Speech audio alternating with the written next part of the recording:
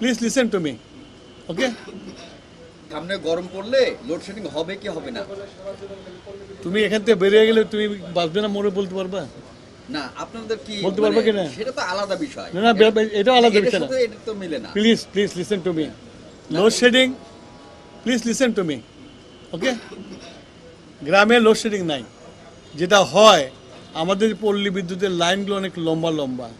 কোথাও যদি ফল্ট হয়ে যায়, বিদ্যুৎ স্লিপ করলে ওই ফল্ট লোকেট করতে তার টাইম লাগে, সেই জন্য বিদ্যুৎটা আসে না। আবার লাইন ঠিক হয়ে গেলে বিদ্যুৎ চলে আসে। কিন্তু সামনে গরম পড়লে লোডশেডিং হবে কি হবে না? তুমি এখান থেকে বেরিয়ে গেলে তুমি বাঁচবে না মরে বলতে পারবা? না আপনাদের কি বলতে পারবে কিনা? সেটা তো আলাদা বিষয়। না না, এটাও আলাদা এটার বিষয় না। সাথে এটা তো মিলে না। তুমি এখান থেকে বেরিয়ে গেলে তুমি বাঁচবে না মরে বলতে পারবা?